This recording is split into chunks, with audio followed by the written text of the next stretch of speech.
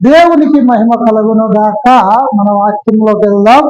గలతీయులకు రాసిన పత్రిక 3వ అధ్యాయం 1వ వచనం. విశ్వాసము ద్వారా పరిశుద్ధాత్మను పొందటం అనే వాక్యం మనం ధ్యానించుకుందాం. ఓ అవివేకులైన గలతీయులారా, మిమ్మును ఎవడు భ్రమ పెట్టెను? శిలువ వేయబడిన వాడైనట్టుగా యేసు క్రీస్తు మీ కన్నుల ఎదుట ప్రదర్శింపబడేను కదా అంటున్నా. ఓ గలతీయులైన నిన్నును ఎవరు భ్రమ పెట్టారు అంటూ.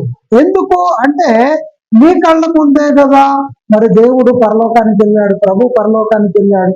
ఎవరో చెప్పిన మాటలు, ఎవరో భ్రమ పెట్టే మాటలు ఎందుకు వింటారు గలతీయులారా అని అడుగుతూ ఉన్నారు. కాబట్టి అలనాడు గలతీయులు ముంగటనే మరి తండ్రి ప్రభు పైకి వెళ్ళటము జరిగింది.